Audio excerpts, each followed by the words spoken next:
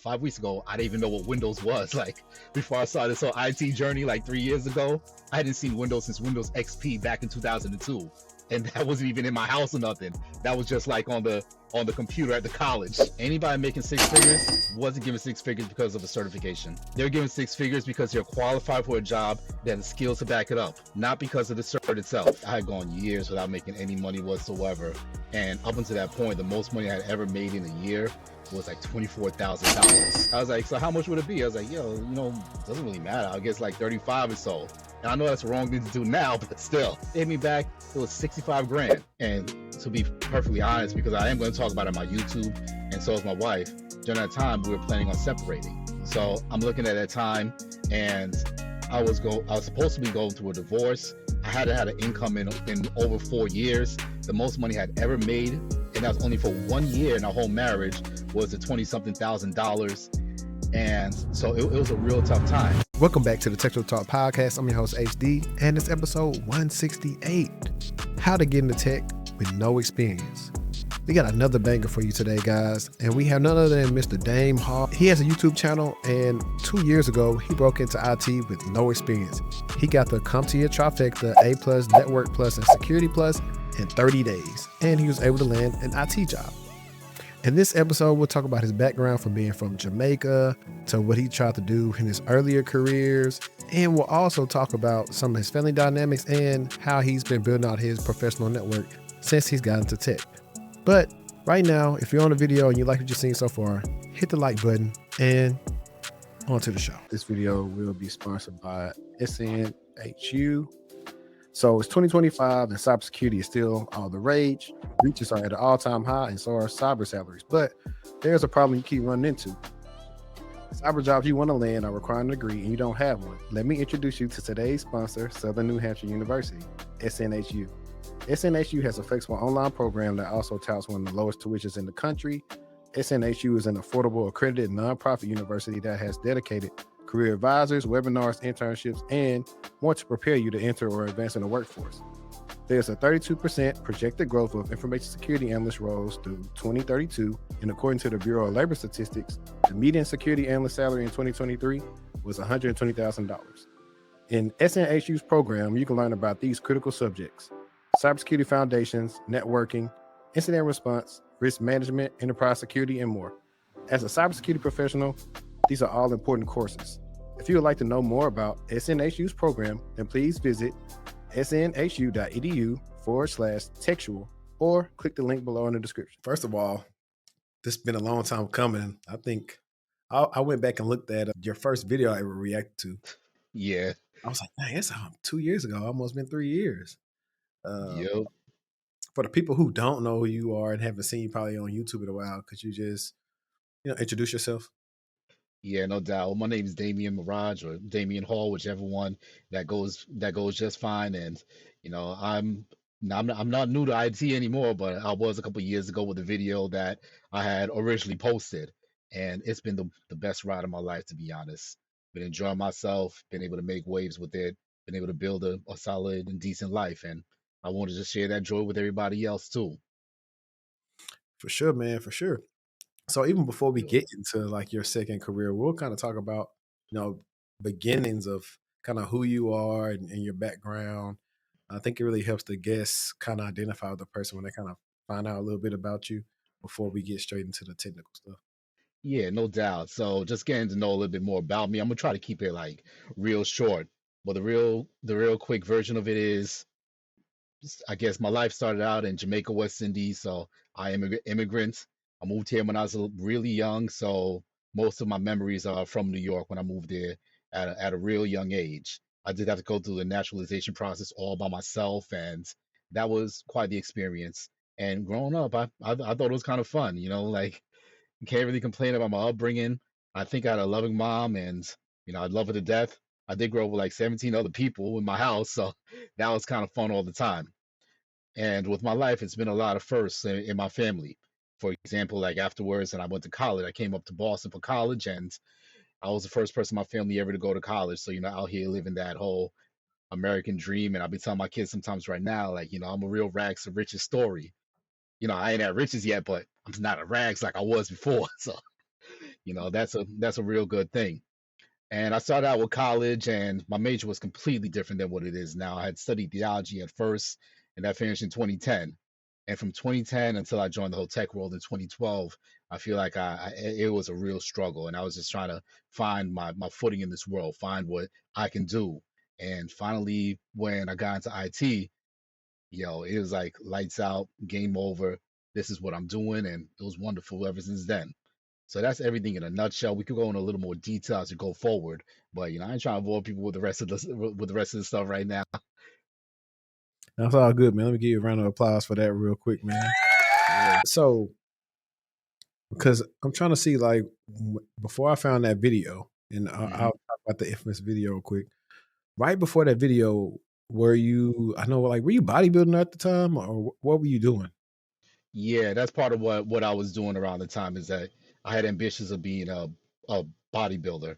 So that had started around 2019 when I really got serious about it because during that time I was in the midst of another trial of a career type of transition. And I thought like fitness was going to be something because, that's something that I could do. That's something that I was good at. It's a little bit of a story that I was able to build. So I thought like I would go into bodybuilding but for real, bro, there ain't no money in bodybuilding.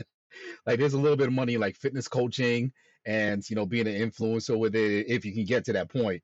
But I never won a pro show, so Yeah, there wasn't gonna be any money in that for me, bro. yeah, that's And what I heard. oh, that's what you heard too? I heard like you gotta like hopefully win the show and then start getting your sponsorships and stuff to like probably see some money from it. Because if not, it's not because not really quick background, but like a friend of mine, his father-in-law trains people back home, and Hmm. as he recently trained in his first pro debut, whatever, one show. I think he did a couple. He had to eat like Nice. crazy, like I mean, no, not eat like crazy, eat like very strictly to maintain that physique that he was working on. And when he cut and got down and got so small, I was like, y'all got it. Yeah, it was definitely a different level of discipline, I'll tell you that much. And it was crazy, but I mean I had fun doing it, just as I said, didn't really make no money, so Yeah, I think you should have been on YouTube doing your own CT Fletcher impersonation. That probably would have got it. y'all probably should have done that. Come and think about it. I should still do it. That's how I low key used to make myself go to the gym sometimes, put on some CT Fletcher. I know, right? Get Yeah, it that back. guy will get you going for real. Yeah, him. And then way back in the day before they like switched up, like when I was in college, I used to like the Hodge twins. I don't really watch them anymore. But back then, they was in shape and making, jokes about the gym and stuff like that. So you want to work out. Yeah. Yeah, back then I used to like them too. Yeah, not no more. I'm like, like, Yeah, not no more. But like back then it was, yeah, that's what it was. So exactly. They switched up, I guess, when the analytics changed. It's all good. Now yeah. we move past that, and you are like, are you just on YouTube at the time? Because I know around the time you got those certifications, and for everybody don't know, Damian made a video where he got, I want to say 3 CompTIA certifications, like 30 days, Hmm. right? Yeah, 3 and 30 days. 30 days. And I actually reacted to it. Before I even released it, I reached out to him like, yo, hey, I reacted to this and it's going to be dropping such and such time, whatever. Because I knew you were new, so I didn't want you to feel like I was ragging on you or whatever, right? So I know Nah, 'cause cra- some of your family popped up on there, so they probably didn't even know that I had actually spoke to you and was actually talking to you behind the scenes or whatever. For me, it was just a different way to just react to different content because at that mhm, time, you had so many people making tech content or trying to get in, and so everybody's mhm. sharing their differences. So I was just giving my opinion based on, I think at that time I had already been in 8 or 9 years, so I was telling people based on what I know now is why I probably wouldn't advise it just because of not even on the fact of like how hard it is retaining that information, but how sometimes what it can do to you as well with, and I'll let you give your opinion on it. But what I feel like happens a lot of times is a lot of the new people have watched a lot of these content creators tell them, go get your security plus, go get your network plus, go get this. And it builds up this level of expectation for them. And then they get everything so fast, but the job doesn't come as fast as they thought it would happen as fast as they passed that test. Mhm.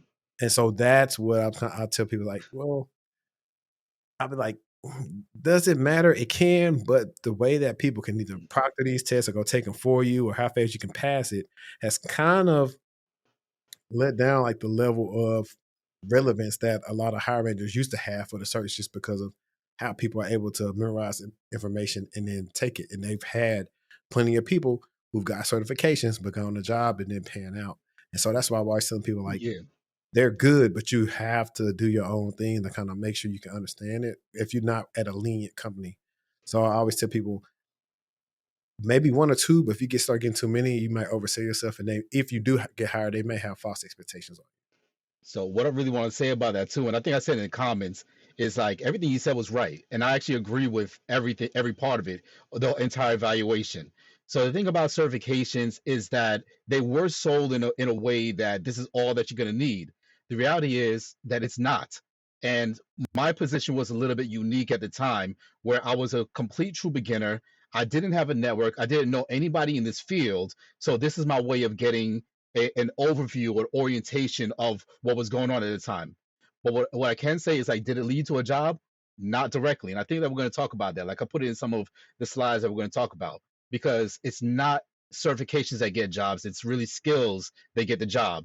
And what the certifications did for me, it told me what skills I need to go get. It gave me the vocab that I needed around the area. But directly, no, it doesn't lead to a job the way that people made it seem.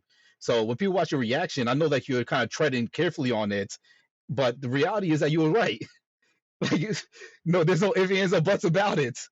And also the expectation that people can have. Like, I do believe in doing search fast just because I want to get them out the way so you can move on to better things. Like, for example, we're going to talk about that too. Like, networking, I think, is probably one of the bigger things that you're going to want to do. And if I can get the search out of the way, then I can start networking faster. That's all it was. So that's what was going on in my mind for it. But my position at the time was unique, and the reality is, yo, you know what you was talking about. That's it. That's all it is. Yeah, I appreciate that, man. Because like I said, a lot of times, a lot of people sometimes they when they come to my content, they've always came on some content where I'm like ripping into something, but they've never watched the full video. Like I have, like, my biggest short to date is telling people, hey, certification is not going to get you six figures, and I still get people to come, No, it's not. and they'll say people will talk about the minority instead of the majority, and I'm like, so a lot of times I mess with them, like, well, do you want a cookie? Because, like, I know this can happen for some people, but it didn't happen for everybody. So that's what I'm preaching to. Or if I'm You want me to talking, take it a step further, bro? go ahead, go ahead. Because I don't think it's ever happened for anybody. Anybody making six figures wasn't given six figures because of a certification. They're given six figures because they're qualified for a job that has skills to back it up, not because of the cert itself. They definitely did. They went above and beyond what was necessary in the cert. But ain't nobody out here, even in today's world, just writing a six-figure check to somebody just because they got certed. Yeah. I would say there's some caveats from that, just based on what I know from coaching over the last 5 years. Like, certain people have certain relationships, and all they've had to get is a certain cert to meet certain requirements, and they're getting the job. Or there are people who have some high level skills in another type of job role, and they have some transferable skills that lead to that. Yeah, So I always put those caveats out there, because there are people that's like that. Because there'll be people right now that watching, they say, well, hey, you just did a video of a person who didn't have no experience, and they making six figures doing this and that. So I was like, I know those, but I was like, for most people with no high levels income skills already, starting from zero, yeah, most likely you're not going to get six figures. You hopefully you will get 45 to 55, maybe at a help desk or something. possibly. Because and what you just said is the real truth, is that they already had some high level skills that were in demand, whether it's like organization or some type of project management, and they're brought into the tech world to be able to put together projects, because some of us as engineers, we're not that organized, and we need someone that's on the outside that can, keep us accountable and organized. And that's a six-figure skill that they had. And they said, okay, if you go get your sec plus, we'll bring you in to be able to help us get organized. But really, the six figures is for that skill of project management. Or like, what the other thing that he said is that they already knew somebody, so it was now their network and who was vouching for them, and it was that person saying, I'll hold this person's hand, I'll make sure they get the job done, I'll make sure they become competent in this.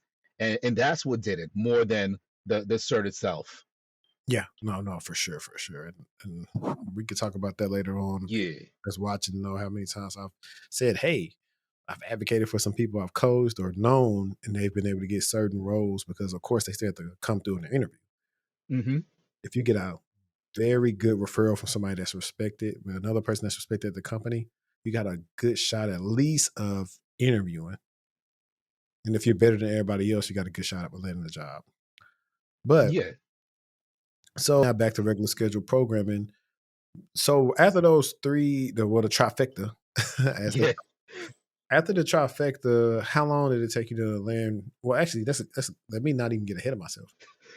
How long was it before you got your first interview? My first interview was like 3 weeks, And and how it was would have been it would have been even faster too. But remember, I was still in the whole bodybuilding mindset. I had done a bunch of other fitness certs too. Now the fitness certs are really easy. I've been training since I was 16 years old. So I did the whole master trainer certification, and I got that done in 1 week. After that, I started applying for jobs, and within 2 weeks, I started landing a couple of interviews. Now, with some of them, the interview was ready to move forward with me, but I knew for a fact that I wasn't ready for the role. Like one of them was this whole cybersecurity role where they wanted to have me put together like training programs for other people. I'm like, yo, 5 weeks ago, I didn't even know what Windows was. Like before I started this whole IT journey, like 3 years ago, I hadn't seen Windows since Windows XP back in 2002, and that wasn't even in my house or nothing. That was just like on the computer at the college. So it's like, what do I know? This is not the role for me. I'll be setting myself up for failure, for example. So even though that was my first interview, I had to take a step back from that and realize if I'm going to be in this for the long run, I'm going to need to make sure that I select the right position for me that's going to fit where I'm at right now and give me the chance to be able to move on. So it took about 2 weeks for me to get my first interview, and even that was surprising. okay? That's cool. Honestly, I think too, you will also just have the imposter syndrome because what you described is a role that I see a lot of people can do, like pretty much security and awareness training, where they got these programs they putting together for people. And like prime example, I did some training last week at work, and the guy was just a technical trainer, and all he did was walk us through the training and show us different things and answer questions we had about different things in AWS. I was like, those are things I can see teachers actually doing because they are good at that, Hmm. good at probably putting the curriculum together and all that different things. So, like a lot of times, I have to tell people sometimes to get out their own head too. Sometimes, because you just never know. Like, and I'm pretty sure you experience this too. You probably thought you was like on some baby level, which in so many ways you were. Yeah, But then you got to work with some people who were so called experienced, and you was like, yeah, that did happen a lot. yeah. So give me a rundown of that interview process. Like, I guess how many do you think you did before you finally found the role that you settled on? I only did like 4 interviews before that because, as I said, I was looking for the right company, not necessarily the first one that was gonna jump out at me. Some of them they seemed like they were okay, but I just didn't feel like I'll be able to invest myself fully in it, like as far as time wise or the shift that they desired for it or the distance that they wanted to go at the time. So that's why I had to kind of take a step back from that. And at that time, it was really hard because I had just logged 3 whole years of making $0. So it was really hard to have to step back from that and realize, like, even though I really need money right now, I really also need to be there for my family the way that I truly want to be. So then after that, one company hit me up and it was on Hanscom Air Force Base, which I'm very familiar with. So that's one thing that kind of perked me up. I was like, oh, wow, look at this. It's right outside where my unit was when I was in the Army. So that's why I actually gave them a call back. And as I started talking to them, it felt like it was kind of, it was chill. Like I understood the environments. They asked me about the whole secret clearance thing. And I was just like, oh, snap, y'all forgot that I even had one of those things. So then, and then they hit me up. It was like, oh, good, you have a clearance. So, this is something that's going to put you ahead of other people for this. I was like, for real? And I was like, all right, cool. He's like, and then they want to schedule an interview with me. I took the interview and the guy seemed pretty cool. I mean, the interview was hard as hell, to be honest. It was all right. We vibed a little bit with certain places. I try to be real with it. He asked me certain questions. I said, hey, I have no idea about that. He was like, oh, that's all right. Then he like would tell me exactly about it. We move on to something else. And then he would ask me what he asked before to make sure I was actually tracking it or like taking it in. And then I'll repeat it back to me like, oh, that's good. And after that, they sent me a job offer, and I was just like, yo, I gotta take this one. Unfortunately, like I did procrastinate on it, where they wanted me to start like within the next week. But for me, I was like, well, I gotta get my life together. I gotta make sure I hit the ground running there. I gotta do a couple other things. So I put it off 3 more weeks for my start date. And they're like, fine, whatever, we got you. And then also timed it a little bit. Like it was my start date, by the way, was my mom's birthday, so I was happy about that. Uh-huh. Man, that's interesting though, because I know like that's the thing where people talk about the clearance, and that's why I see when the clearances matter, when it is a role that you need a clearance for that other people Yeah, don't have, because it just sucks. Like I know mine is expired. I hadn't used my clearance in almost 10 years, so I do but tell if you can keep on, like if you can hold on to it, hold on to it. But I was like, if you don't plan to, you want to go to the dark side of the private sector, by all means, do what you have to do. yeah. Now, since we were talking about earlier when I was saying like what a potential salary that you could possibly get, like, do you mind sharing like what that first role was paying with the Yo, clearance? I'll be happy to share all the salary type of stuff. Like I said, for me, I had gone years without making any money whatsoever. And up until that point, the most money I had ever made in a year was like $24,000. And that was way back in like 2016. And that included the job that I had that wasn't paying that much, it included my military pay because I was a weekend warrior, National Guard at the time. And that was the most I'd ever made until then. So honestly, I'm coming into this world. I'm in this for the long haul. I'm in this to be able to like really grow with this. So I'm okay with starting at not too much. I'm expecting it to be like, 30, 35 grand. It just had to be better than I had been doing before. That's all I cared about. Yo, these guys, I even told them that in an interview too. I was like, so how much would it be? I was like, yo, doesn't really matter. I guess like 35 or so. And I know that's the wrong thing to do now, but still, that's what I said. They hit me back with it and they said, hey, we want to send you an offer letter. Can you just send us one thing left? I was like, sure, no doubt. They hit me back. It was 65 grand. I hit my mom up. I was like, yo, mom, can you believe this? She's like, nope, it's probably a scam. Look into that. So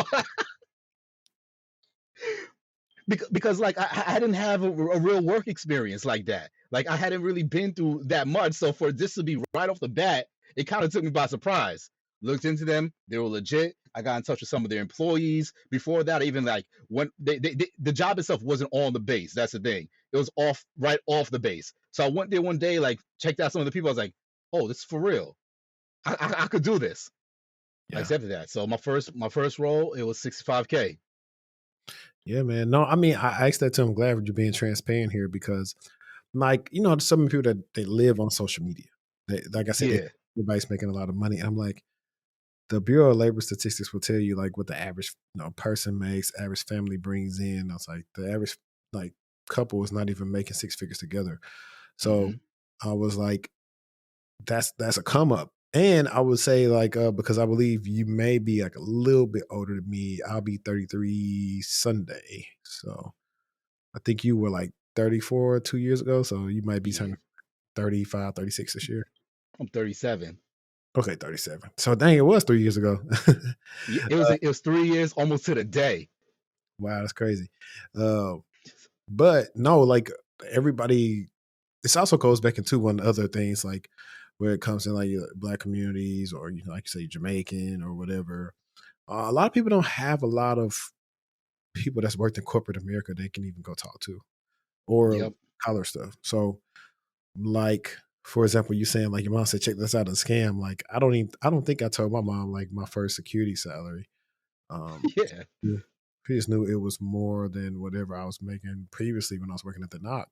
But like even when I used to talk to her about, this company is hitting me up about possibly interviewing this and that, she was like, well, then you been at this company X amount, like companies like loyalty. And my mom was like, I'm not leaving money on the table because at that time I'd already been laid off before. So I was like, once you get laid off, you don't really care anymore about that loyalty stuff. And that was stuff that companies displayed when they were paying people pensions and everything else, reasons to stay at companies for 15, 20, 30 years. That's not Hmm. happening anymore. It's like most times like a union type of job. So I said that to say like that's you're pretty much going through what a lot of people go through. Like that's why they'll reach out to like me or some others that like make themselves accessible to like say, yeah, that's a good offer. Well, that's perfect. Like Hmm. to have like no experience. There will be people watching this with no experience and will be thinking from that trifecta that they should get more than 65. And I was like, granted, if a company want to pay you that, cool.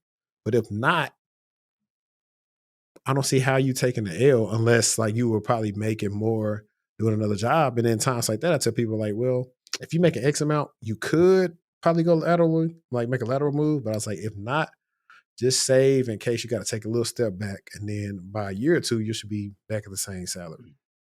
Now that's some good advice. Like I'm gonna have to write it down for myself, even like thinking about where I'm going next. So Yeah. that's I mean, that's that's a other good things thing. about people as well as like the fact that you made 65 early on. Now you start seeing, okay, now I got 2, 3 years experience.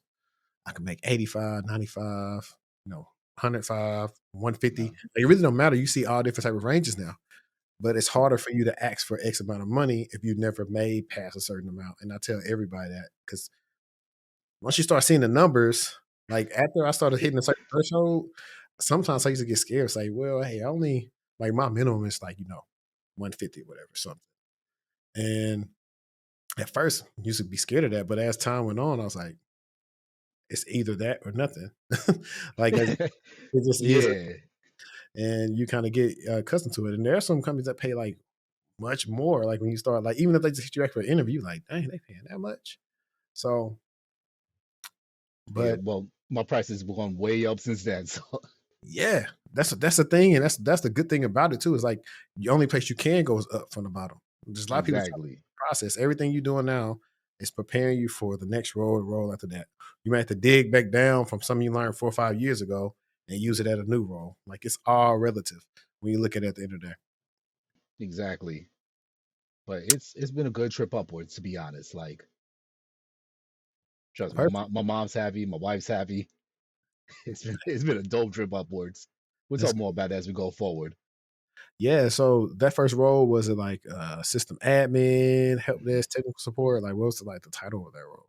The title was a sysadmin, but I ended up doing what I think is help desk. Like I've never done pure help desk. I've never dealt with end users, but it Mhm. was almost like help desk for other sysadmins in a way.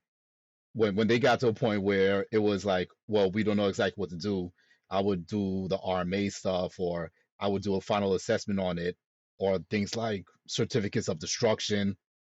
It was like that type of role, and it was cool. Like for the pay was great for the work that we did, but at the same time, by talking to all the people that were more hands on, it made me itch to want to be more hands on myself.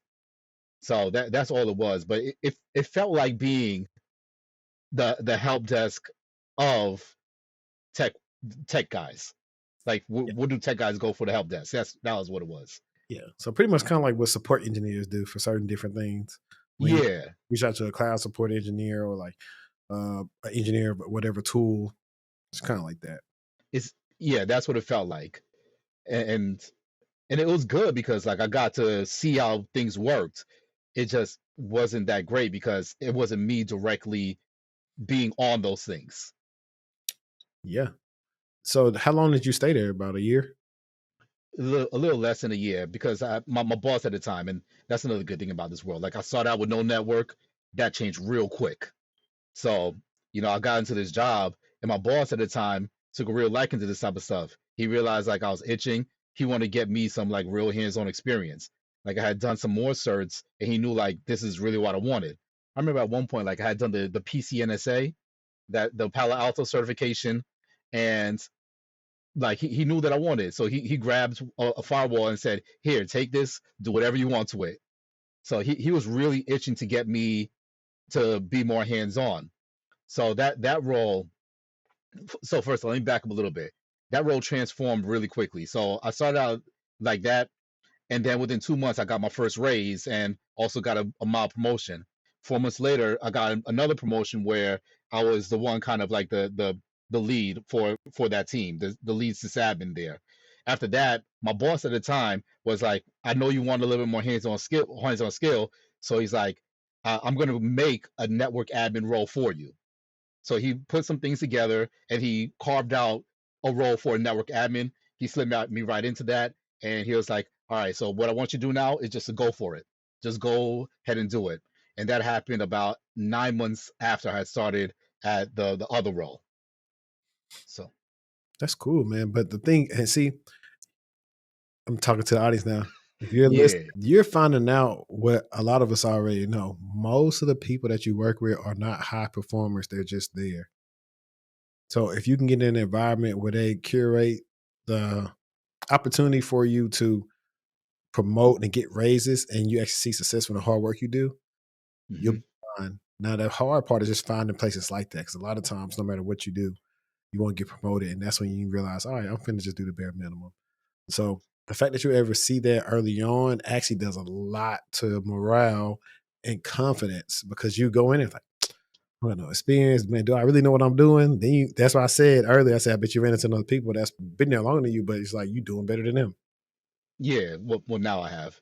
To be fair, at that job though, the people were pretty good, and I guess it was that role at the time was made to be a transitional role. So what they would do is that they'd take people that were promotable in other places, and they'd keep us there until another position opened up.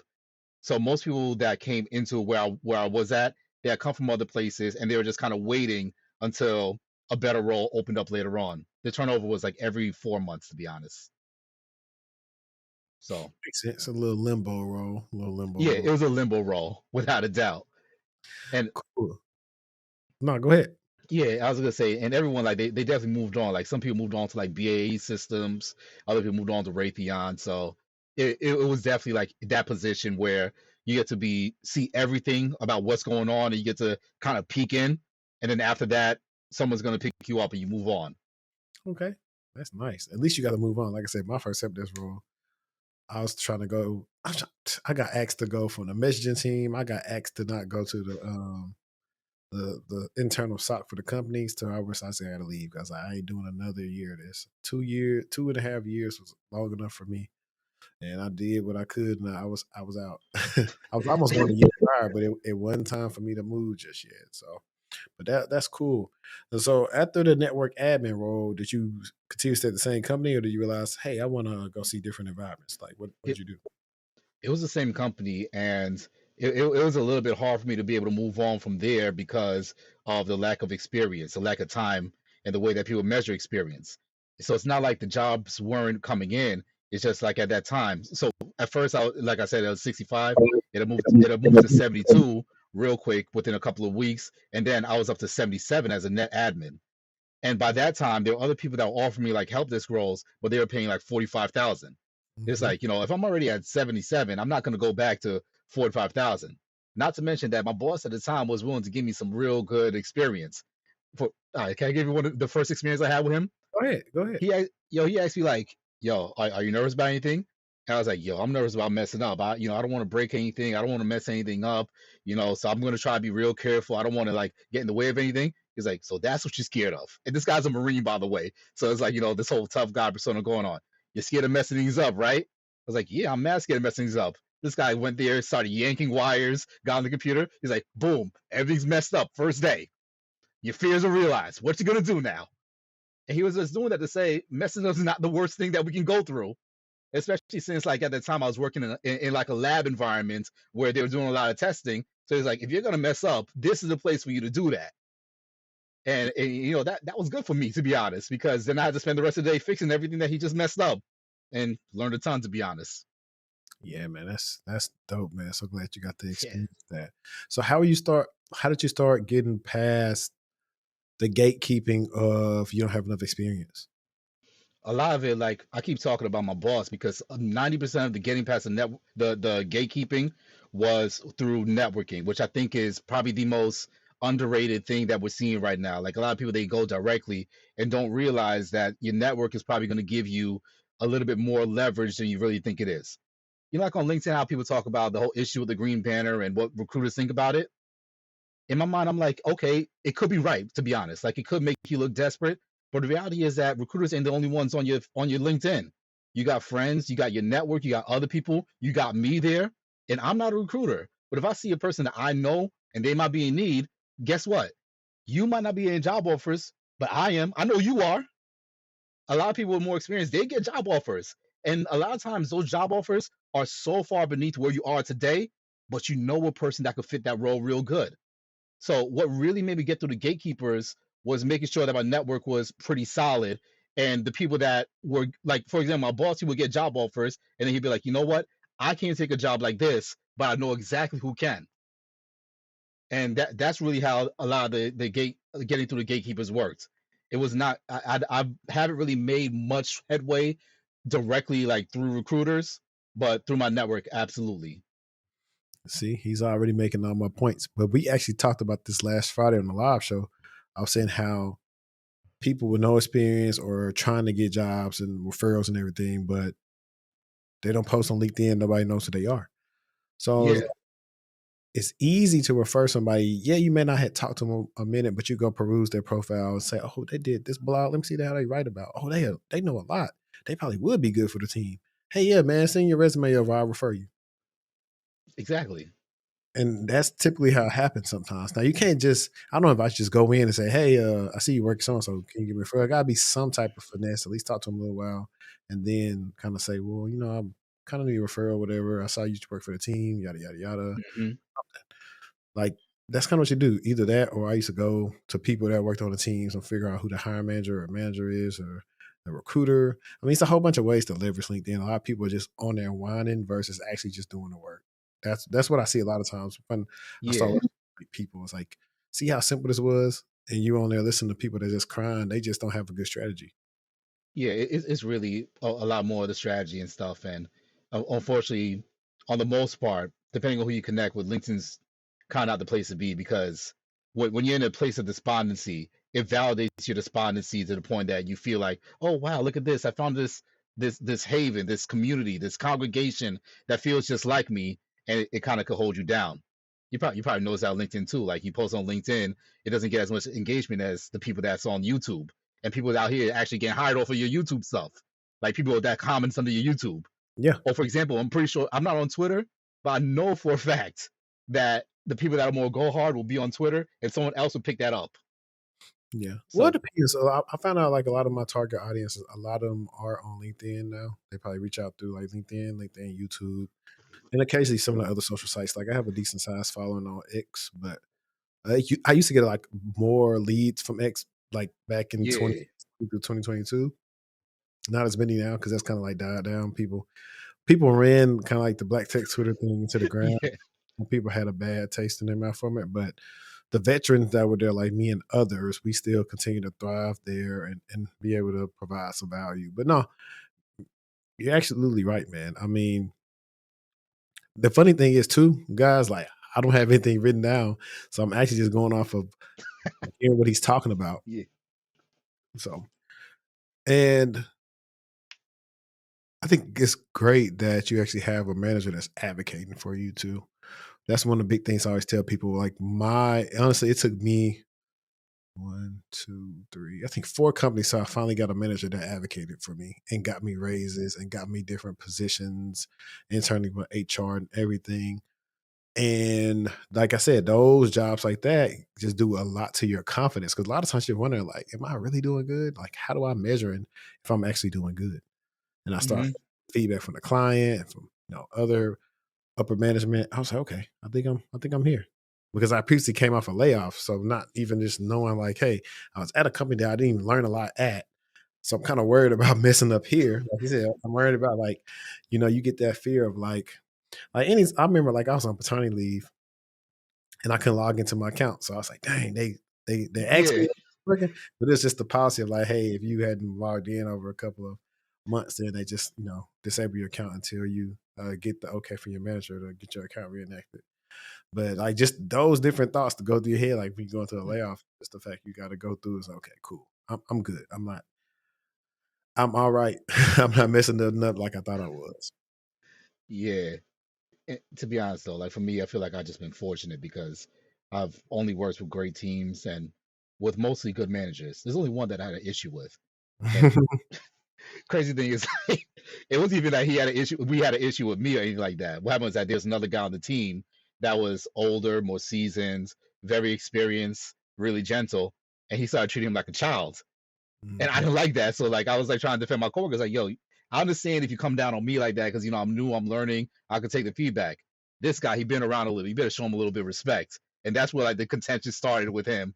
So with that one, I was like, you know what? I'm gonna have to step aside a little bit and then, find another role for a little bit of time because I could see that this can turn bad. It didn't turn bad, but I can see like down the road it could turn bad, and I just don't want to have an early bad tech story.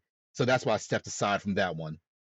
Yeah, and I think you learn something too. Sometimes you just gotta let adults take up for themselves because it's like it's not really your problem as much as it would. Like it's different if somebody like picked up somebody at school or something, and you was able to do it. Everybody's the same level, but at work it's kind of like okay, if he's cool with it, I'm cool with it. I would probably tell him probably, hey, don't let him talk to you like that. But he'd be like, man, I'm just doing my job. So Yeah, well, and that's the thing. He was a chill guy, so he for in his mind is like, I don't care, get yelled at. I get the same paycheck anyway, whatever. So he was okay. So yeah. So how were you able to get like all these freaking like I remember like at one point in time, every time you come across my YouTube feed, you was getting a new certification. Like how many now I'm not gonna ask how many of your certs are current now, but how many certifications do you have? 43. For real? Yeah, Is this just tech alone or not including tech? yeah, just tech alone for now. Dang, how did you So again, like you have to take everyone in stride. I don't want anyone looking at this is thinking like this is what they have to do. The reason why I can do it is because for me, this has been my life for a very long time. Like being able to read a lot, being able to consume a lot of information. There's one point in my life where I was reading 2 books a day. So this is just part of who I am as a person. And for me, the reason why I do it is because if I get interested in something, I'll be able to start the certification study period on Friday night and go to work on Monday morning, take the test, and drive into work, and I would have been able to achieve it just because I'm interested in the technology. So like the Microsoft stuff, that's what I did with it. The Palo Alto, the VCP, like the VMware stuff that I've done. That's really what it was. But I don't want to set myself up as a rule of or anything. This is just a little bit of who I am and how I function with life. And that's really why I did it. I just want to know more about it from the vendor's perspective. okay, So got it. As you're talking, all I'm thinking about is wrestling because I'm gonna tell you why. You probably like, why do you think about wrestling? Well, Dean Malenko was supposed to be the wrestler that knew like 1,000 moves. So I'm yeah, like the man with 40 certs. So think about Dean Malenko. I was like, this is crazy, man. man, I couldn't be Kakashi, man. Like guy with 1,000 jutsus. Kakashi copied 1,000. He don't know 1,000. They said on TV, Dean Malenko knew like 1,000 moves. Oh, okay, I get it. This video is being sponsored by TechTual Consulting. Are you still struggling to get into cybersecurity? Are you not getting interviews? Do you have a bad resume? Or is it all the above? Well, if that's you, then we got you covered at TechTual Consulting. My name is Henry Davis. I'm a career coach and a cybersecurity professional, and I've helped hundreds, maybe even thousands of people get into cybersecurity with my coaching and my content that you've seen in various places. Now, I specialize in specifically getting people in the blue team. That would be incident response or SOC analyst. I can cover everything from your entry level to your medium to your advanced skills and really help you outperform your resume. You don't believe me? Check out some of these testimonials that I've had from recent clients. So if you're interested, click the link in my bio, techtualconsulting.com/offerings to see what offerings that we have available for you. Now, back to the show. Yeah. Yeah. So, Yeah. one of the graphics that I have put how people learn at different rates, and that's what they need to understand. So in a top left corner there, you'd see that there's what's called the positive logarithmic curve, where things kind of go slow at the beginning and then they skyrocket. The one at the upper right, that's where I put myself. Like I can learn things very quickly and then they level off. If you look at where they peak at the top, they end up at the same point. That's really important. Other people are like the bottom left, where that's what I call the step and grow one. And then there's people that at the bottom right with the linear one. Now, from what I know about you, you're like the bottom right one. Those are people that you put them in, they get experience, they learn and grow as they go. The bottom right. And like that's where they have the linear growth up. They're just always learning. Something new is a new challenge. There's a new day. They keep going up. For me, I'm the top right, where I can learn things really quickly. So I get to the point of like understanding quickly, and then it kind of levels off because you only go so far. Lots of people are at the top left, where things don't really make sense for a very long time, and then they click. Those people, which is the vast majority, are the people that are going to need mentorship. The reason why is because a mentor knows if you just stick with it long enough, it's gonna click soon. And a lot of times people give up way too early where they feel like, oh, I give up, I can't get this. Those people need people around them to say, nope, push a little bit further, a little bit harder, one more time. And then all of a sudden it clicks. And when it clicks, you see them skyrocket. All of a sudden it's like they're a whole different person within a short period of time. And then at the bottom left one, there's someone on LinkedIn that I follow. I love that guy too. He's always labbing. That's what I call like the step and grow one. It's like a person that they will sit down in a lab, they'll hustle really hard. They at one point they're stuck, and then all of a sudden, boom, they get it, they solve it, they grow, they jump another level. And Mhm. what you have to do is you have to realize exactly who you are as a person. Because like for me, doing the search is such an easy thing, and because I kind of learn quick, I kind of pick them up quickly. That's just what I do. And it doesn't take away from other things I'm doing. For other people, I wouldn't recommend it because for them to do the Security Plus, and there's nothing wrong with this, it will take them 6 months. And for them, that's 6 months of delay. And I don't want people wasting time in order to get to something, especially when they were fully qualified months before. It's just that they are a little bit different. There's also a lot of other people that have something that I don't have, which is I'm not really that great at networking, to be honest. And that takes me a while. It takes me like months and months to make a solid connection. So because of that, I have to kind of do it a little bit in reverse, where I front loaded it all and got it out of the way. That's why I did them all in 30 days, and I hustled really hard the next couple of months. So I Got hope that kind of makes sense on what I was doing. But no, you know what's funny? That's another reason why I was always on, not against Security Plus, but I was like, I always use my own examples. Like, hey, got the book back in there from Barnes and Noble, big Security Plus book, finished it in about 2 weeks, and I was taking my test. And I was doing decent on my test, but all in all, it probably took me about probably 4, 5, 6 weeks maybe. But I finished it in the summer. I was out for summer for school. But that's why I tell people, I was like, honestly, at that time, I wasn't ready to work like security for anybody. But I was like, I was able to pass it easily. So that's why I would tell people like why I don't really gouge it that high at actually saying you got skills to do the job, and why I much more advocate for more practical tests now, because though they may take you longer to finish, I think it's a better way to showcase a skill set versus memorization. Because some people are just, like you said, they can read fast, they got good Hmm. memorization, and they know it that way, but sometimes they don't translate over to them on the job. Now, some people are able to do all three. Now, those people Which is are phenomenal. right. So, So that's the thing is like, so I have a hot take on the Security Plus. So, now go ahead. but That's my podcast is for hot takes. all right, you sure about this one? So I truly believe that the Security Plus is not a professional cybersecurity cert. I'm a firm believer that it's an introduction to the field. Let me give an example. For me, I went to school afterwards. I did business in school, right? As Mm-hmm. part of my business degree, I had to take accounting one, accounting two, cost accounting, managerial accounting. So I took 4 accounting classes.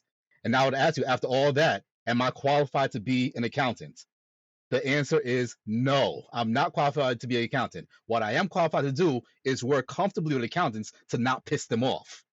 I can do that. I can do the budget sheets. They can write reports to me, understand what's going on. But I am not an accountant, neither am I qualified to be one. And that's how I see the Security Plus. It allows you to practice other IT fields and other things in a secure way to not piss off the security teams. But it alone is not enough to make you a security professional. It's Yeah. it's intro to it's intro to IT. It's a general cert, in my opinion.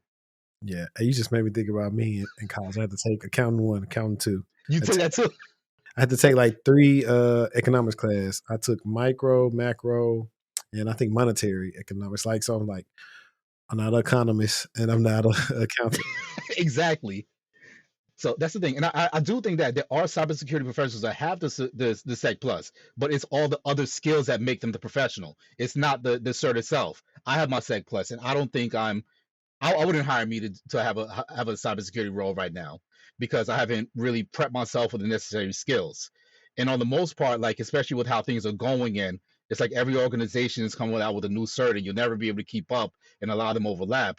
There's not many that I would actually give that much credence to, but I would give a lot of credence to some of the like the projects that people are coming out with nowadays, which are actually fun. They're real fun. So I would say that a person should focus on doing a lot of those things and give themselves some talking points with what they actually did and how much they enjoy doing those things.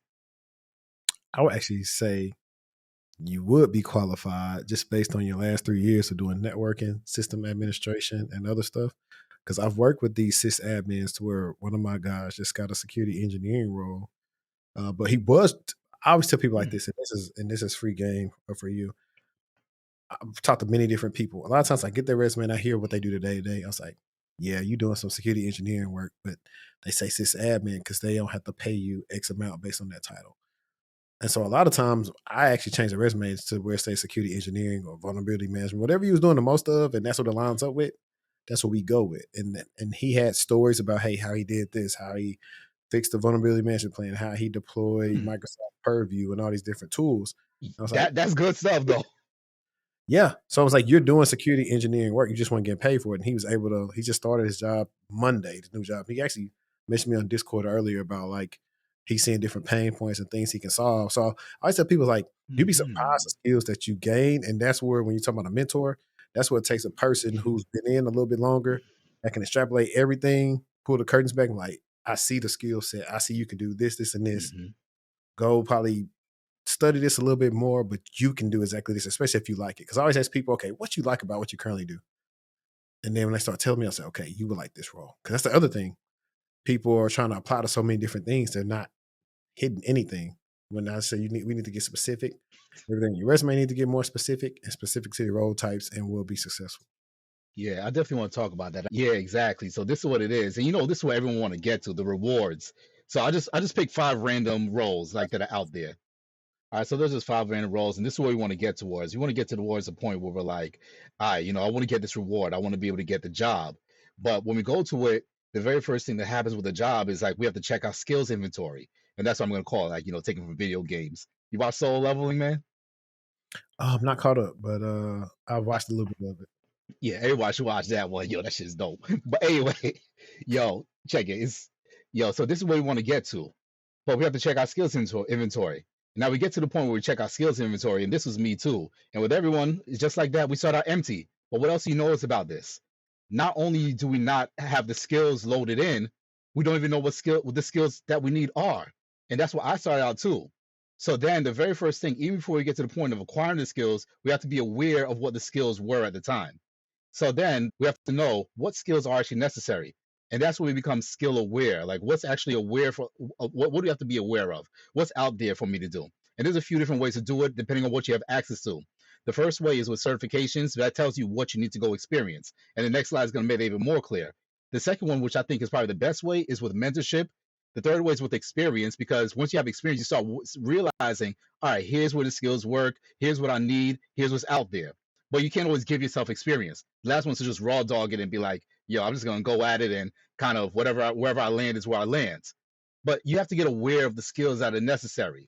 So then what happens when we become aware? All of a sudden we're aware of the skills, but notice we don't have any of them. The bars aren't filled in. We haven't gotten them yet. So what certifications do for us is that they get us aware of what skills are out there to be achieved, but they are not the skill themselves. And that's what happened with me. When I first did those certifications, I was aware of all the skills that I needed, but I didn't have any of them yet.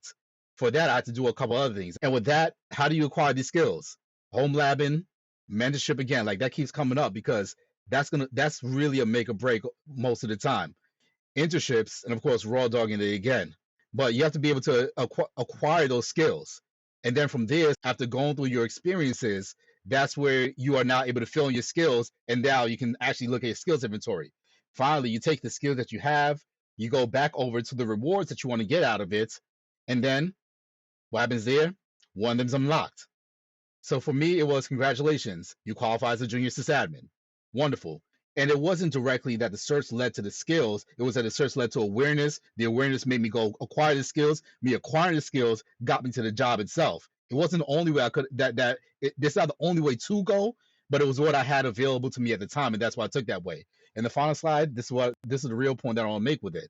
A lot of times we think like the cert gets us a job, but that's not how it works. It's skills awareness that leads to skill acquisition when we put in the work that leads to our skill expression, and then we're given the job because of the skills that we have. That's nice right there, man. That's what they say. You took us to church.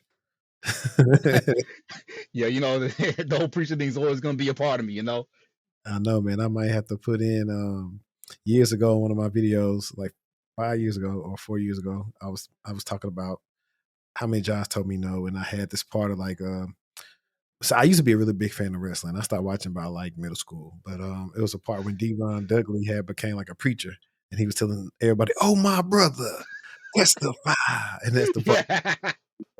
So I was like, I might have to go find one of them and put him saying testify after that part. Exactly. You're right, man. No, but you know what's funny is a lot of people are visual learners. So a lot of people literally have to see it. So like what you just demonstrated is what I do sometimes is a roadmap, or it's like it's not kind of like a Hmm. roadmap matrix, but I tell the people that hey, these levels of this aren't linear. So like sometimes it start off like your research phase, your labbing phase, networking, interview, landing your job, and then you have the arrows going up and down because you're still constantly learning more and networking and interviewing and all through the whole process. But I was like, when people can see it, they can believe it, they can receive it. So Hmm.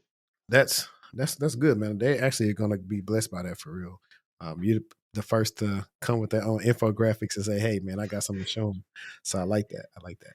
Yeah, like for me, I am part artist, so like when I was in school, that's what I did. As my minor was in visual communication, which is part of the art department. And, there's two different sides of art. You have the fine artists that they're just good. They know how to make things pretty for the sake of being pretty. And then you have visual communicators that we were supposed to deal with things like fonts and other things. Can I tell you about the time when I did that too? Yeah. Yeah, I almost got a job offer. It was a little bit beyond me, and like I'm still in touch with that company, so that's a cool thing. But at first, when I joined, when I put my name in the hat to be a network engineer, the first feedback they gave me was that they was looking for someone that had more Fortinet experience. At the Hmm. time, I had never touched anything with Fortinet, so they told me like, we like you as a candidate, you're doing pretty good, but you just don't have the Fortinet experience. And this was on a Thursday, so the way that I do things, I started hitting the books on Friday, and that's why I did some of the Fortinet certifications. Not only that, but I had overnighted some of these for the whole thing, Those and I certificates. started working on those. And then I started researching the company. I looked through their FCC type things where because anytime a company does a data center or something, they have to register the whole communication stuff with the FCC. So I started looking at that and saying, okay, where's their data center located? And I put together an entire presentation and plan about how a SD-WAN network would work for them and like put the configurations all together. I hit them back up. I was like, hey, I know last time we talked, you told me that you're looking for someone with a little bit of experience. I want you to review this and tell me what you think. They said, you know what? Let's start over with the first interview again. So they said I wasn't going to progress to the second interview. They're like, with all this new stuff that you just dropped on us, the presentation, the planning that you put together, we're going to start the whole process over with you and put you back through it all. I was like, oh man, this is great. So Yeah, it does work. Like being able to show what you can do, what it's worth, and all that. yeah. And then at your saying that, like the things that I also talk to everyone about is like, hey, like you said, researching the data centers. Like I researched the company. The company I was interviewing with Yeah, had a recent acquisition. So I looked up stuff on the company and what it could do with AI, and I would mention in every interview about how I think it could benefit the customer. So it's like something I'm going to throw in the thing like, hey, with the acquisition of this company, I believe that we can do yada yada yada yada yada yada. So exactly. And then some people say like, I know people are gonna watch and say, I'm not gonna work for free. Like they think that it might be wasted work.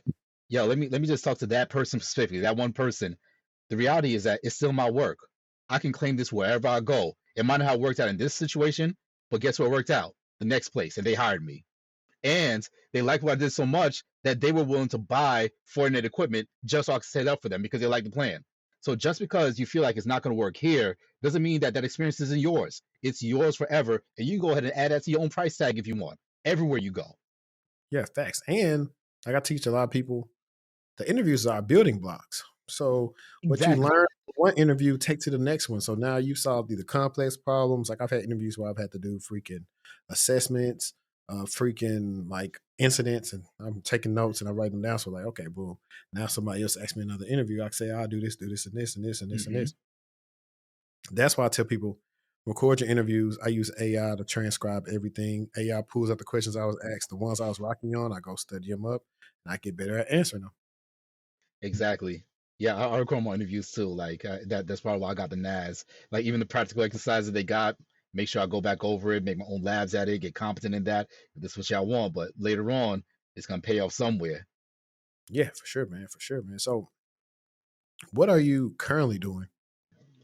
So my journey did go from being a sysadmin in that position to being like the supervisor of the sysadmins. Then I was a network admin, network engineer, senior network engineer. then senior systems engineer when I got a little bit more Linux experience. Then I moved to another company after that, to this company called Charcuterie Artisans. Great place, great people, loved it all. And I was a systems engineer over there, set up networks the whole time. And it felt like I was working like 24/7 though. That's the only part about it. I worked there for about 9 months, and I heard the writing on the wall during that time. I knew like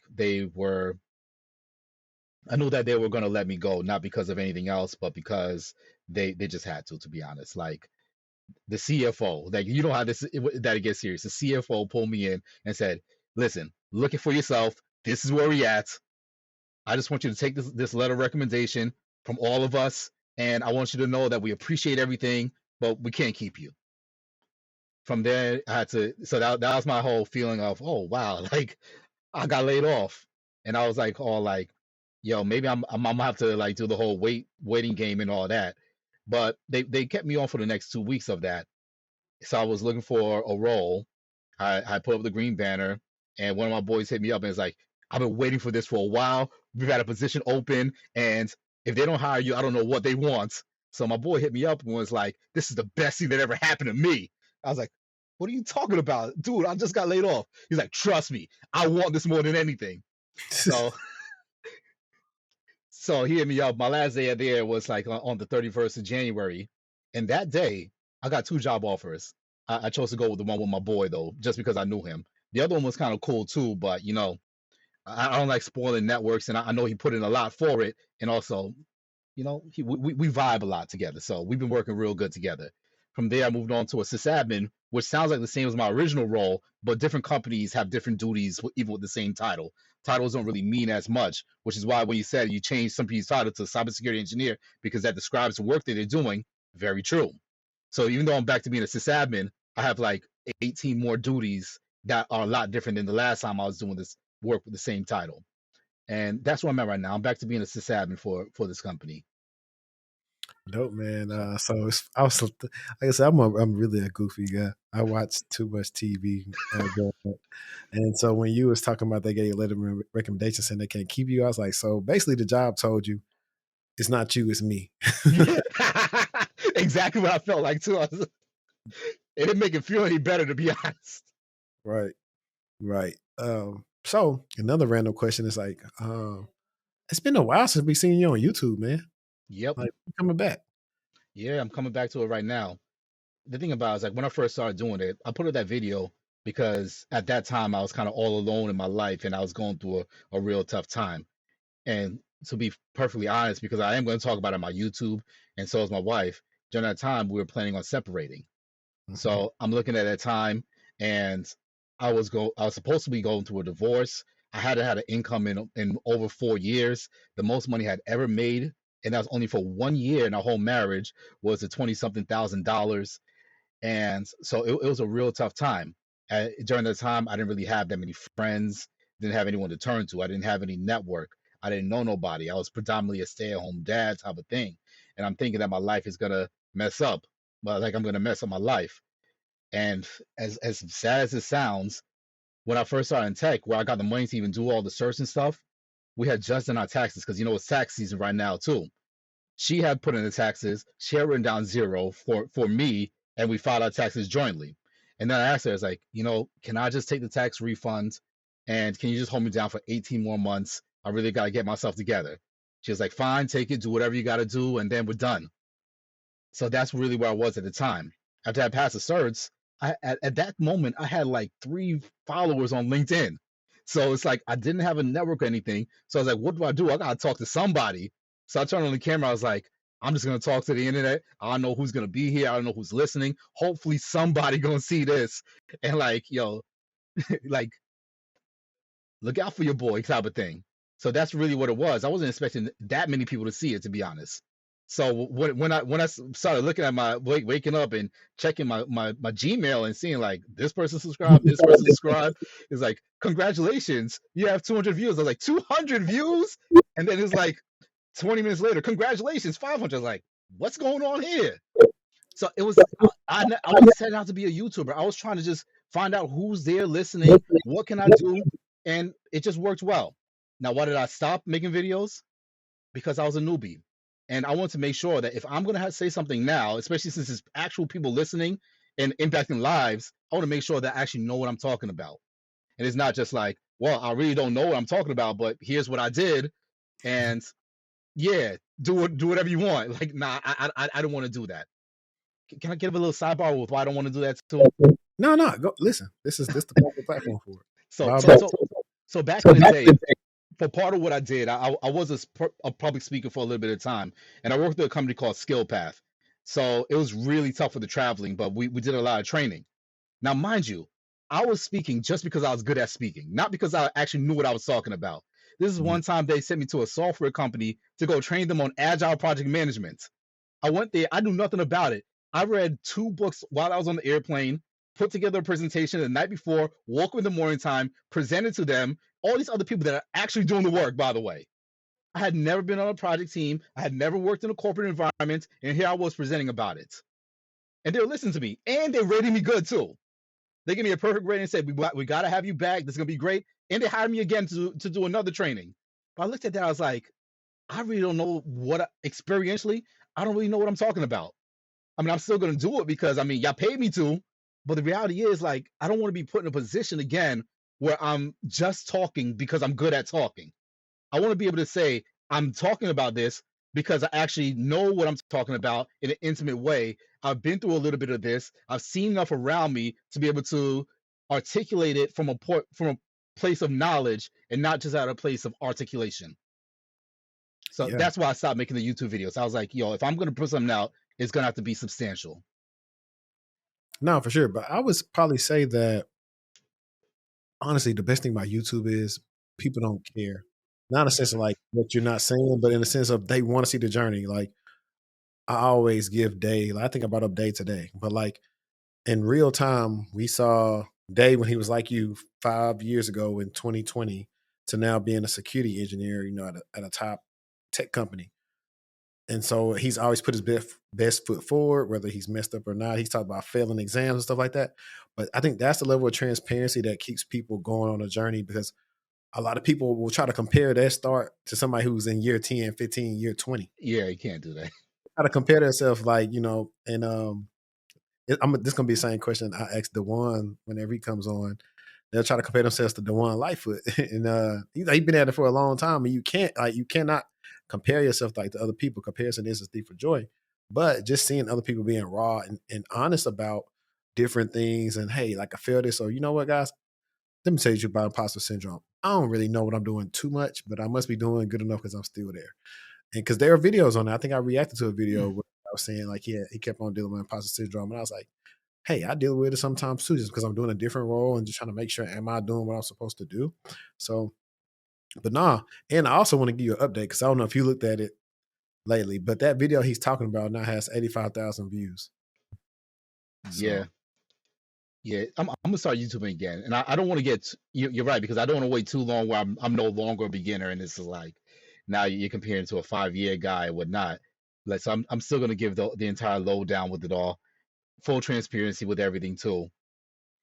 But also I don't want to get people's hopes up too high either. Like, I do want to, like, okay, so what really nudged me in the direction to want to go back is the whole being laid off, even though it was only for one day. The whole being laid off, I feel like, wow, that was my first real challenge in this entire field. Before that, I felt like I had a real cruising time. Like, I got raises every 3 months. And even since my beginning, I've doubled my salary since then. So, like, I've had a pretty cruising time with not that many hardships. And I feel like I wouldn't be telling the truth of this industry just because I was lucky. Yeah, you know what I mean? Like, there's challenges, and I see the challenges. Like, I see my coworkers and what they go through. I've seen other people get fired. I see that. I've seen other people fail exams. I failed 2 so far. and like, if I tell you why I failed those, it's like, well, what were you expecting? So, for example, like, I was taking the AWS, the Solutions Architect one, and my license was going to expire the next day. And you need a license to be able to take the exams. So like, oh, let me hurry up and take this. I spent 4 hours studying it. What you expect? Like, exactly. like, no, you set yourself up for that one, dude. And the other one was like the first part of the LPIC 2. I had just finished taking Epic 1. I was like, oh, I feel real comfortable with Linux type of stuff. How much more could there be? And I passed the Epic 1 pretty highly. So I was like, oh, you know what? If 7% of it is overlapping, I'd pass it. Guess what? 0% of it overlapped.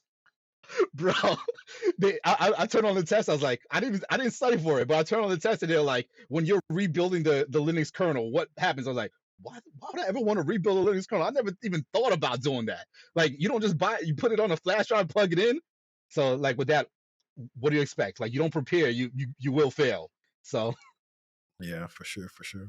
Yeah, man. So I actually want to ask you something because you brought up something, right? And I'm only asking because you mentioned it and you mentioned yeah. like your relationship status at the time. And we hear the saying a lot of times, money can't buy happiness.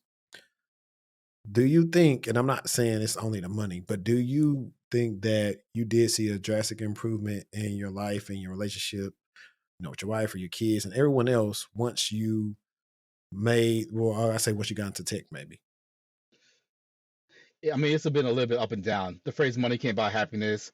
I mean, of course it can't buy happiness if you spend your money on misery, but yo, by the way, write that down. That's kind of fire. Money can't buy happiness if you spend it on misery. But can money buy happiness if you put it in the right places? I do think that it can. And in some ways, for me, I do think that it has. So, for my life, we have been able to reconnect with each other. We have been able to build a decent amount of trust with each other as well. So that's been pretty good. And the other thing about it is, like, for me and her, if you ever see us vibe, like we just work, like we just get along, and Mhm, it's really hard for us to be separated. Also, I have a very ambitious goals for my children, and not everyone is going to be able to share the goals that I have for my kids. One of them being like my son right now, he's 11 years old and he's already taking college classes and stuff because I want him to be able to have his degree by the time he's 14, and if he gets a part-time job, to be able to start building his experience with no debt from that point on. mhm. And those are little things like that you can't just do with anybody. So when it came to like the kids, we're always around each other. We tried the whole, okay, you do a little bit here, I do a little bit there, and that just didn't work because they'd be like, hey, I'm about to take the kids for ice cream, and they're like, oh yeah, we want mommy to come, and then she'd be like, yeah, I want to come too. So we always end up hanging out with each other, and it's not like we were fighting or anything. It's just, I guess life was a little bit hard at the time. But yeah, Yeah. we've definitely grown from there. We've seen a lot of transformations. We're back together, so that's pretty good, and it's been pretty good, to be honest. No, that's perfect, man. And that maybe might have been the wrong phrase, right? Because one of the things one of the reasons why people like to get into tech is because of, the time people can get back. It's a little bit more flexible. You could a lot of times sometimes have a set schedule where you can go to, your son's practice, your daughter's recital, or this or that for the family date night, whatever you want to call it. And Hmm. so I should have just used a little bit more of those things, just because of that. Like you find out like, yeah, money's not everything, but like at least having the money to pay for like what you need is cool, and then extra whatever it is. But now you get to Yeah, spend time, and you're not, there'll be sometimes before you can think you can even do something, you may be wasting. You got a lot of people that do a lot of gig work. They spend all day, or they do like 40, 50, 60 hours a day, either doing Uber, DoorDash, or whatever. And the time they put in that, they could probably be learning how to get into tech, and probably, not probably, they will make more money than what they're doing now and put less wear and tear on their vehicle. yeah, And do that on the side if they want to, if they just wanted to pay off like, some debt or something like that. So I just said that to like the people mm, who are watching. Like I said, I always make this stuff. It's like not to reach everybody. It's like certain people. Like certain people is like gonna identify with that. And I just did a okay, episode with a guy that he teaches people like robotic process, I think automation. I think this was called RPA. And he's talking about how he prefers to work with like possibly people with no experience, because it's easy to fill an empty cup, as well as husbands. People want to actually do more for their family and stuff like that. And so like yeah, do find yourself like in that situation where either like you might be down on yourself or just thinking like you can't do anything. Dame's story is just going from nothing, you yeah, know, like for the people who may be young and in their Gen Z, Dame, we're gonna say Dame is Deku from My Hero Academia, yep, quirkless, and his quirks that he gets his awful one was the trifecta. And now you've seen how he's built out the trifecta with all these different certs, and he's found out he got these different quirks now from the Hmm. trifecta. And look at Deku with what is it? It's all for one, right? Yep. Yeah, all for one. And he got all these different quirks. So it's like you can start off from zero. You just gotta really get focused in and keep on putting your best foot forward, and you'll eventually get better and get to new things. And now it's not gonna be easy. Deku broke fingers trying to control it and trying to do Detroit Smash, realizing, hey, my body can't handle what his can. How can I make Exactly. my own? How can you make your tech journey your own? Hey, I can't get 40 certs, but maybe I can get 10. It's all about what you make it. Hmm. That's what I would say to you. And that's exactly what it is still. It's about what you can make it. And really and truly, I know imposter syndrome is a real thing, but my remedy for that has been, am I doing my best? So even if like this is not exactly the best that can be done, am I doing the best that I could have done at this moment? And that's all that really matters to me at the moment with that. So whether or not like I am an imposter or not in the moment, it's, am I applying myself the best that I can right now with the resources that I'm given? No, for sure. And when in doubt, you can just turn on some old CT Fletcher and see if Yeah, he can beat you. push, mother. Shoot, do that. And that's also something I want to add into. And Dame and I were talking about that a little bit in the beginning. It's about another way to help you, because I will say sometimes you may feel like you're in such a steep learning curve with getting in, and you're like, I don't know nothing, so I got to learn everything. It's very easy to burn yourself out, and so you're gonna have to adapt to some good habits. Like for one, we sit down all day. So you're gonna have to figure out how to keep yourself moving and how to like go work out and get some type of exercise, at least 30, 45 minutes, 60 minutes, whether it's a day or every 3 days in a week or something like that, to help yourself out. Go get your sunlight. Try to eat better and not just like, this is really for my night people. Night people start Yeah, getting the most weight because they work nights, they not meal prepping, nothing is open but like Whataburger or fast food places. Like my first help desk gig, I was working overnight. Eventually, I gained so much weight because I was eating like a pizza like every other day because I couldn't cook. And the only thing that was open by the time I was like at work was like a pizza. And it would be a medium. And that just started adding on to where I was like, all right, man, you didn't want yeah, to size. You gotta stop eating all this pizza and you gotta cook some food and you gotta get back in the gym. Whatever you gotta do, you gotta sacrifice it. And a lot of people will say what they can and can't do. Oh, I gotta do this or my hair. It's like you make time for what you want to make time for. man. This is the help I need. Because I've been sacrificing my health for the last couple of years, to be honest. Yeah, And, trust me, I know. For and me, my, like straight away, like I typically work a swing shift. So at first I was getting off, make sure the kids go to bed and everything, and I was going to the gym late at night. But the con of that was that the kids were getting up like, 6 or 7. So I'm probably not going to sleep till like 2 or 3, 4 yeah, sometimes because I'm wired because I just got that energy boost that I get from hitting the weights or whatever. So I'm actually getting stuff done at night. But now I'm irritable in the morning because everybody up and like, leave me alone. I don't want to get up. I don't want to take her yeah, there. So it's like, okay, what's my sacrifice going to be? Okay, go to sleep earlier, wake up at 4:30 or 5, get your workout in, and now you're already up before everybody else is. You come back, shower, and help get ready for school and everything else. And that's been much smoother for me with the family versus me trying to be up late at night, going to sleep at 4, getting a little bit of sleep, then trying to sleep again before I start work. And to top it off, trying to sleep again and sometimes having like calls or consultations in between before work. I was like, bro, I really don't. Hey, can I talk to you tomorrow? I don't feel like talking today. So just kind of find a schedule that works for you. Like now, if you're single, you can raw dog it, do whatever you want to do. But yeah, exactly. if you got a family, you got to figure out what works for the best of y'all because like it's tough. Like pretty much an infant and two like small age kids, 4 and 3. It's a lot. I Whoa, want whoa, you got 4 and 3, dog.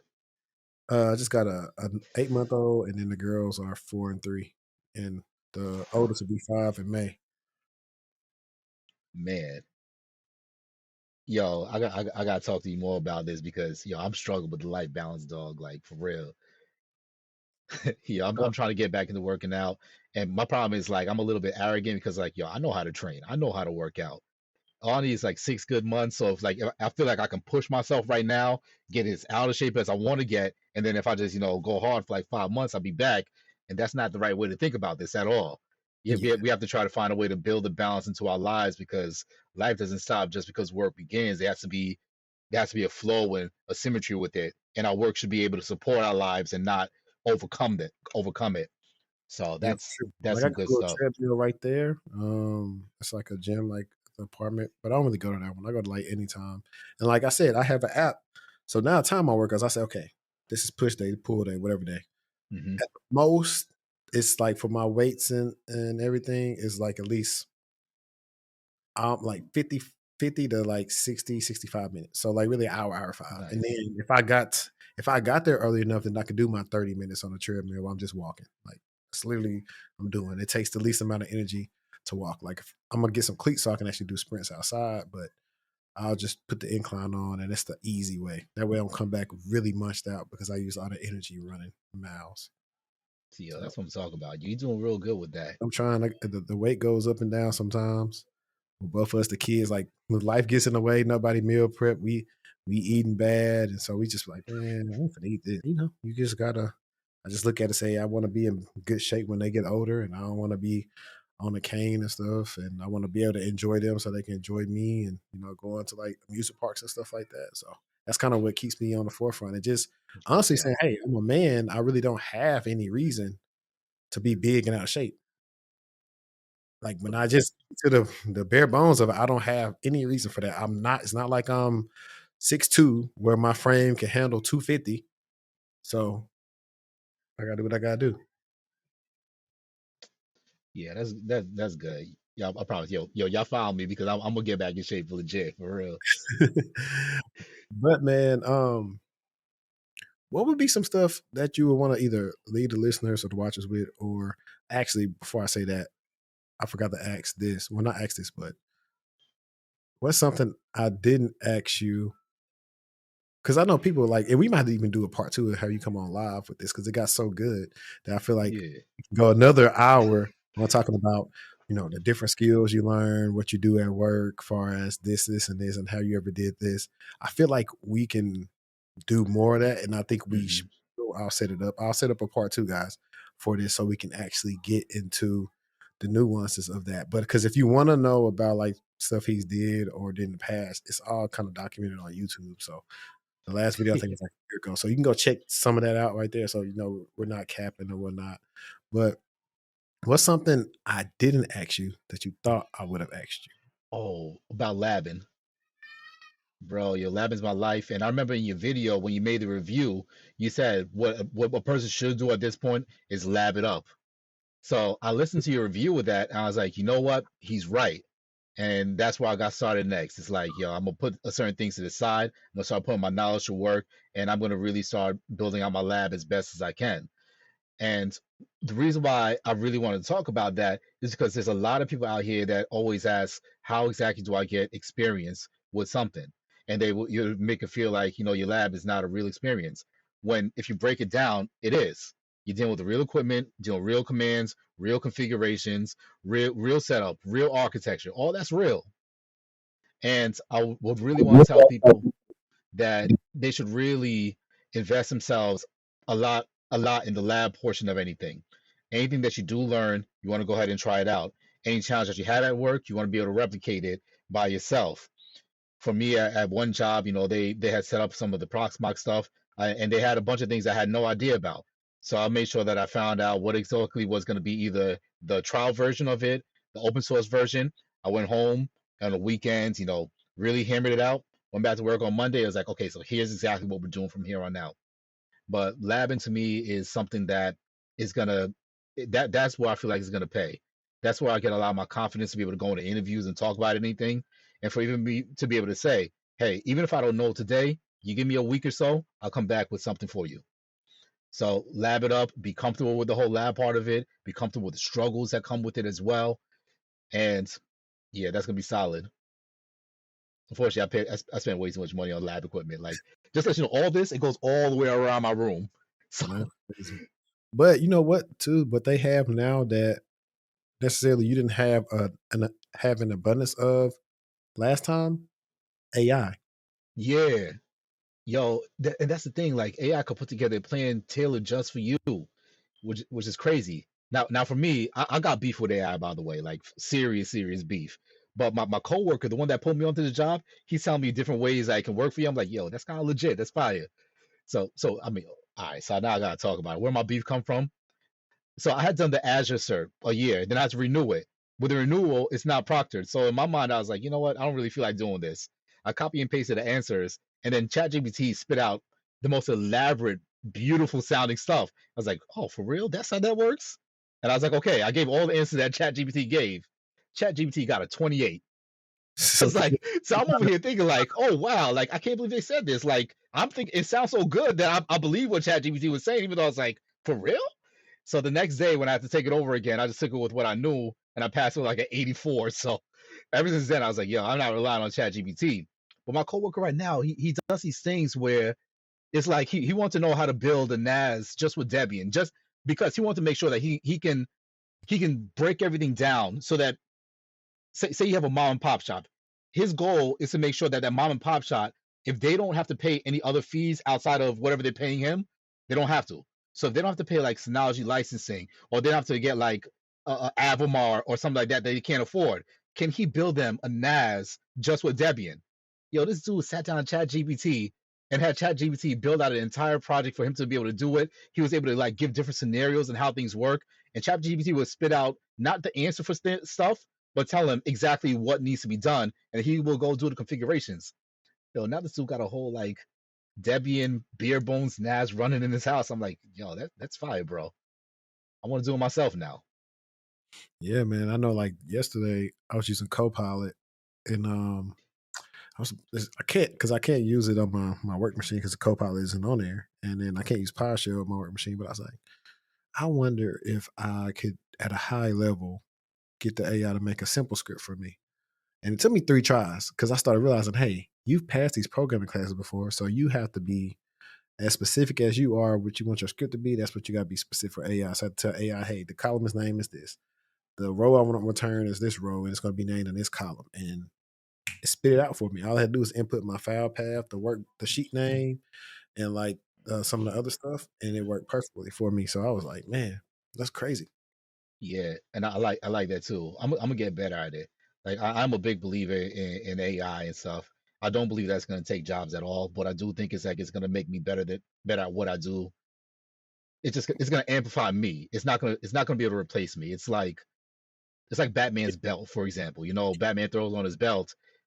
It's not like he forgets karate or anything, but he's a better. Okay, I I was get, going somewhere with it, but no, I get what you're saying. It's just something that helps them out. yeah. How can how can the listeners how can they follow you, man? For right now, like yo, hit me up on LinkedIn. Everywhere is HD Mirage, and that spells H as in hotel, D as in Delta, Mike Alpha, Romeo Alpha Golf Hotel.